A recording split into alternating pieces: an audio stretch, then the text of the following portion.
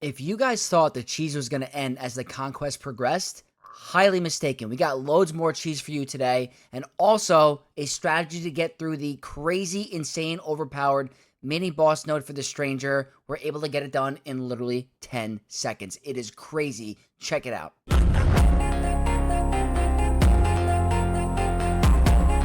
What's going on, Knights of X, and welcome to the next video for the Conquest series for The Stranger, specifically Sector 4. And this one is really not that difficult. The only one that I'm going to say is kind of annoying is the Quiggold surviving, because in his kit, he has a pre-taunt at level 2, which means he's going to be targetable.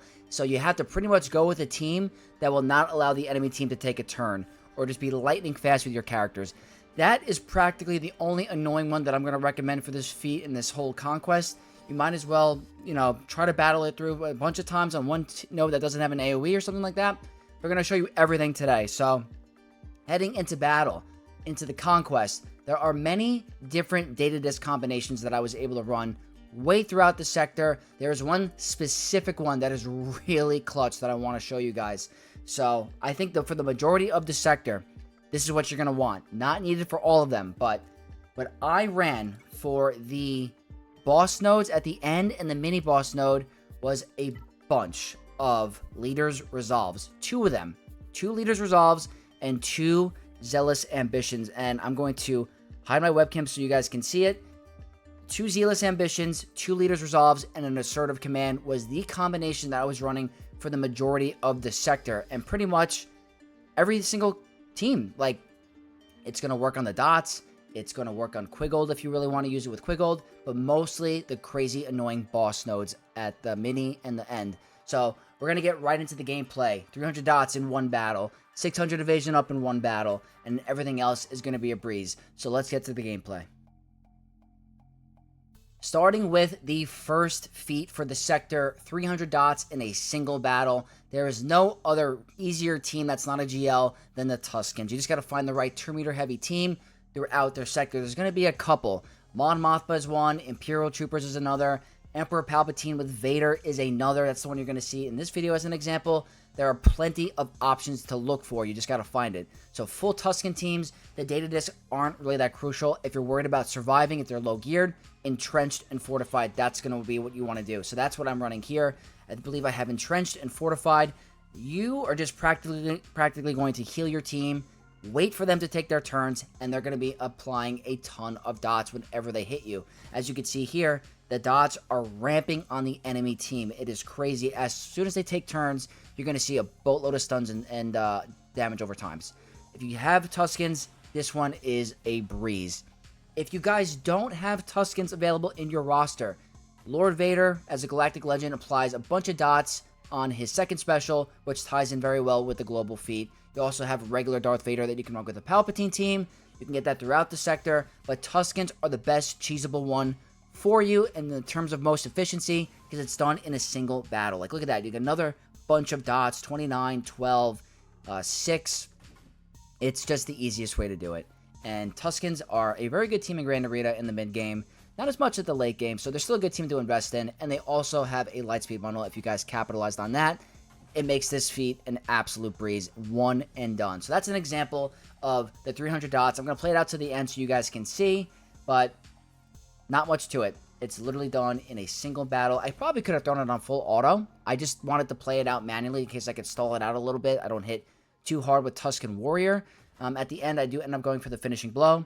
But as you're going to see with the victory screen, it's going to give me the feat in one battle. I hit okay. There's the 300 dots, 10 key cards. Nice and simple. Not hard at all. Next, we're going to talk about the Evasion Up. And I'm going to go back a little bit because I want to show you the specific node that I went for. It's going to be a Padme node. I'm going to try to time it up right here. Couldn't time it up. It's always so hard with these videos. I got to give a little bit more space. But we're going with a CLS team. The strategy here, it's pretty much could be on full auto, but you're at risk of the AoEs triggering bonus turns from Anakin. So you want to stun Padme, you get the buff immunity on General Kenobi, and then you want to pretty much get Anakin down as quickly as possible. Here, you're generating so much turn meter to yourself because of Commander Luke's leadership. Whenever you resist a potency, or they get resisted, they gain turn meter. So here I actually applied a booming voice. I should have said that earlier. For this specific battle, I applied booming voice so that every time you attack out of turn, there's more than likely chances of them resisting your debuffs, and that's more turn meter generation for you. Booming voice is done through the evade one. I already released that in my Sector 3 video, so if you guys are struggling with getting booming voice, I highly recommend you check that out. But for this battle, it was Leader's Resolve, booming voice, and assertive command. A bunch of attacks out of turn. That's pretty much the most clutch here, because the more attacks out of turn, the more resistible debuffs you're going to get.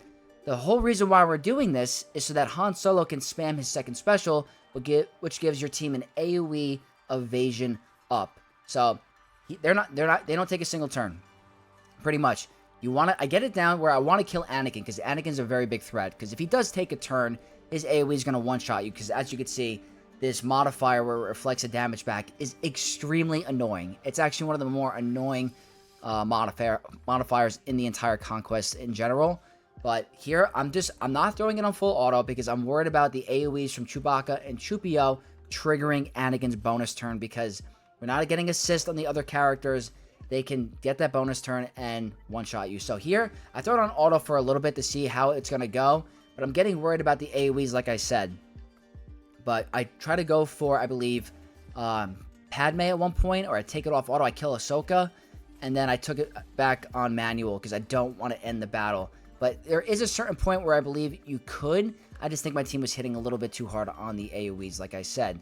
So maybe I got to remove some mods or something like that. There I kill Ahsoka, and I get a little worried, so I take it off of auto because they're getting really low. So then I just, like I said, stick to manual play. Keep spamming the second special from Han Solo. But the plus to this is that it's an infinite turn meter loop. They're never going to take a turn. So even if you have high gear or low relic a CLS team, this can be done at gear 11, gear 12. It doesn't matter. It's all about the turn meter manipulation. And we keep getting subs while I'm recording. Thank you so much to the recent subscriber. This keeps happening every video. It's my alert box, by the way. I use a Streamlabs software, so the alert box triggers whenever there's a sub. So really do appreciate all the subs. I really do. But I'm going to play this out till the end. We're going to skip forward a little bit so you guys can see. But I pretty much try to end the battle, and I think I run out of time a little bit. I'll play it out from here. I'll take it off 1x speed for a sec, or still at 1x speed. But I pretty much go all the way till the end. I go for a last second AoE. I just end up running out of time. So unfortunately, that's the end of the battle. I ended up getting this feat done previously, so it's not going to pop up on the screen. But if you count it and you just take your time, it's a very easy 60 evasion up. That's probably one of your best bets. If you don't find a Padme node, if you find a Droideka node, you can do the same exact thing.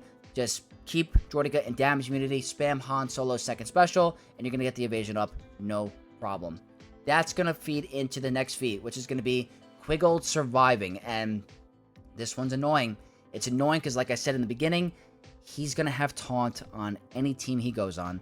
So no matter what, he's going to be exposed. And it's really annoying if you don't have him at high gear or high relic.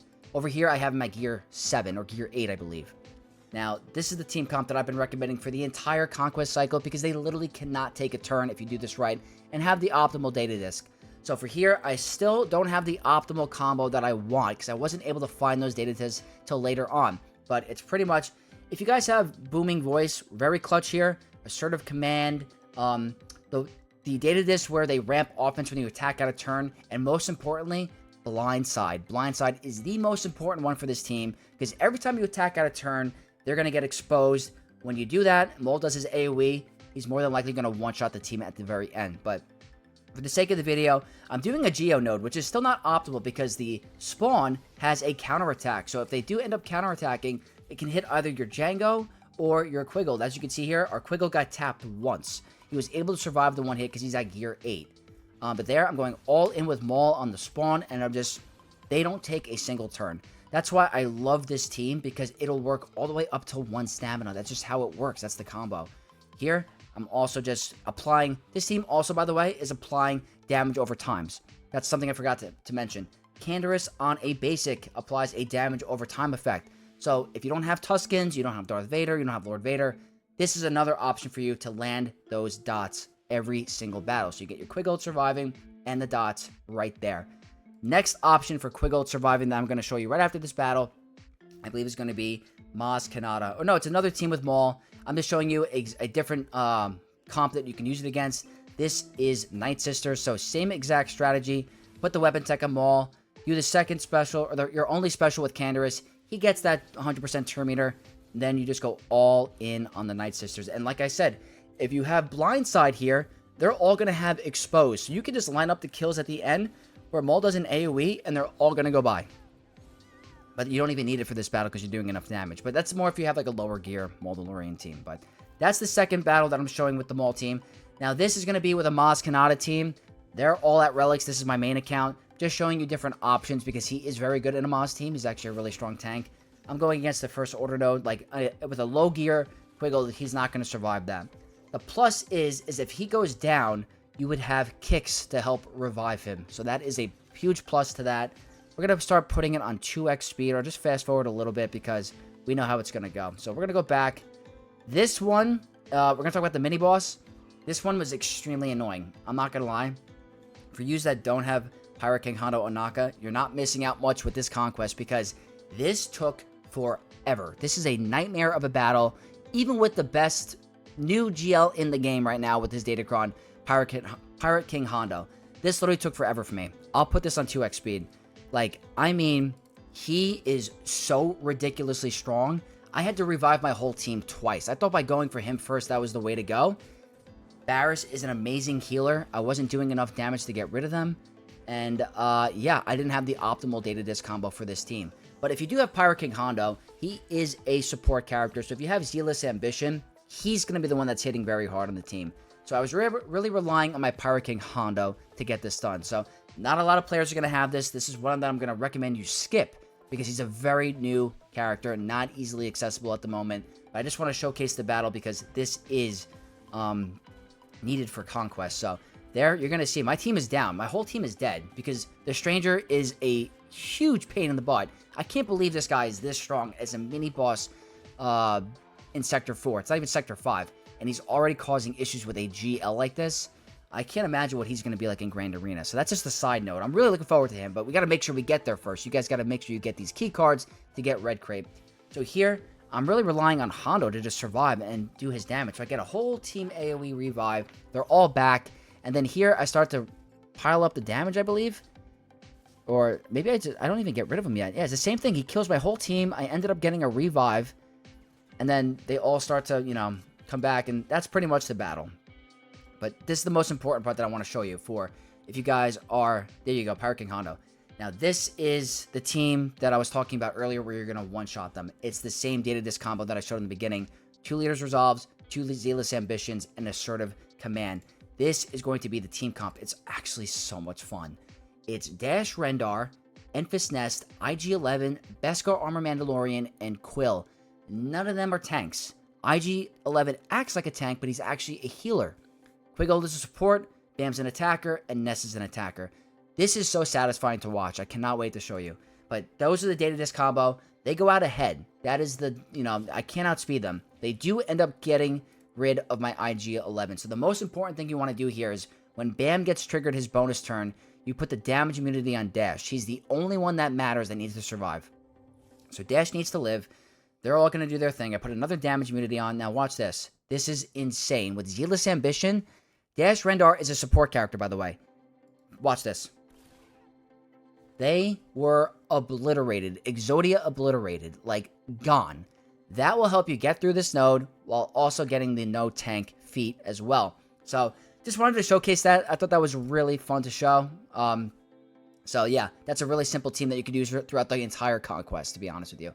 But now we got to talk about the final boss node, which is going to be the Rancor. And this one is extremely annoying, not going to lie to you. So, the good thing is that your Echo is going to be the MVP for this team because he is a support character. He's required at Relic 7 for Lord Vader. So, a lot of players that are going for Lord Vader or have him unlocked or just in general have this guy, that data disc is going to carry this team because he is a support. Recommending Cody lead because he's the best lead for the clones. Pretty much, this is like as strong as it was previously, like with the Rancor. Like, they made this one very difficult, the Challenge Pit raid. But you're going to see here, Echo is hitting for over 140k on a AoE. Pretty much, they're going to put Death Mark on your team. You're trying to just get rid of them, but your Echo is carrying, as you can see. He's hitting for 200,000 damage. It is absolutely insane. So what I'm recommending for that team is just make sure you get a bunch of Zealous Ambitions. The same thing I said before, at least 2, and he's going to hit like an absolute diesel truck. There you go, the Cody and the feat there. Next up is going to be the final boss node again. This one is very peculiar. I know you guys are going to think, like, what are you doing, Vex?